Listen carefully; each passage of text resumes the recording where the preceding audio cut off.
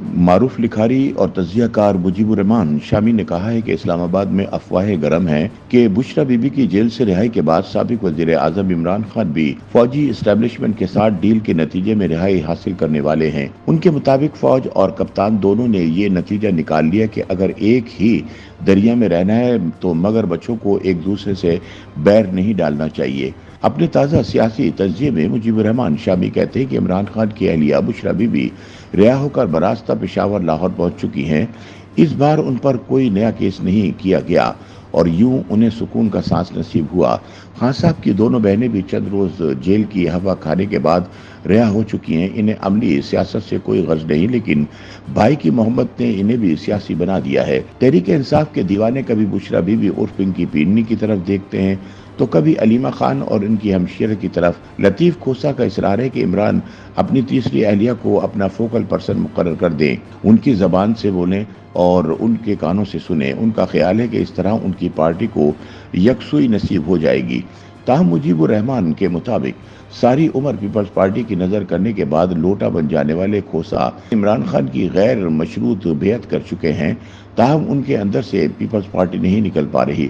وہ بشرا be be کو محترمہ نصرت بھٹو بنا کر بالآخر تحریک انصاف کو پیپلز پارٹی بنانا چاہتے ہیں تاکہ نہ رہے بانس نہ بجے بانسری۔ بشرا بی بی اور عمران سسٹرز کی پکی رہائی نے ان کے مخالفین کی نیندیں اڑا دی ہیں۔ انہیں یہ ڈیل کسی ڈیل کا نتیجہ دکھائی دے رہی ہے۔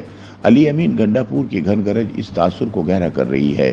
ان کے ترجمان بیرسٹر صاحب بھی یہ دور کی کوڑی لے آئے ہیں کہ عمران خان کی فوج سے ڈیل تو نہیں ہوئی لیکن انڈرسٹینڈنگ ضرور ہوئی ہے۔ سینئر صحافی کے مطابق ایک طرف فوج کو تحریک انصاف کی سخت جانی کا احساس ہو گیا ہے تو دوسری جانب کپتان کو بھی فوج کی طاقت کا پتہ چل گیا ہے۔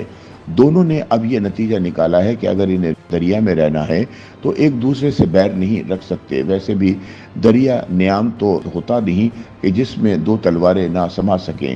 اس کی وسعت میں دو کیا کئی مگرمچھ بآسانی سما سکتے ہیں۔ شاید اسی لیے علی امین گنڈا پور بشرا بی بی کی رہائی کا کریڈٹ وصول کرنے کے ساتھ ساتھ یہ اشارہ بھی دے رہے ہیں کہ اہلیہ کی رہائی کے بعد ان کے شوہر بھی جلد زمان پارک پہنچ جائیں گے، یعنی پہنچی وہیں پہ خاک جہاں کا خمیر تھا۔ یہ منظر اب ان لوگوں کے لیے سوہان رو بنا ہوا ہے جو خان کو تاحیات جیل میں بند دیکھنا چاہتے ہیں، لیکن جو لوگ پاکستانی سیاست کو ہموار رکھنے کی آرزو رکھتے ہیں ان کے لیے یہ خوشخبری ہے۔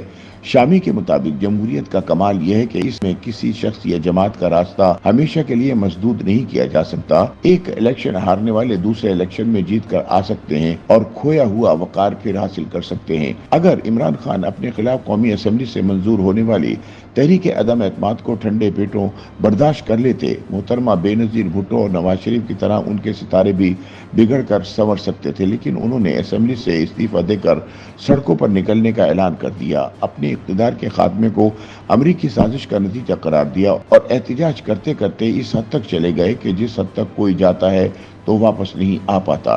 گزشتہ 2 برس میں خان صاحب اور ان کی جماعت کو جو کچھ بھگتنا پڑا وہ اس سے محفوظ رہ سکتے تھے، نہ اپنا بال بھی کا ہوتا نہ کسی دوسرے کا۔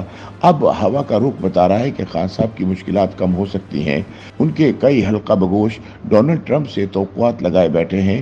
وہ اپنے حریفوں کو ڈرا رہے ہیں کہ ٹرمپ جیتے تو خان کو جیل میں رکھنا ممکن نہیں ہوگا۔ تاہم سینئر صحافی کا کہنا ہے کہ عمران خان کا اپنا مفاد اس میں ہے کہ وہ پاکستانی قوم کے ساتھ جڑے رہیں اور اسی کو طاقت کا سرچشمہ سمجھیں۔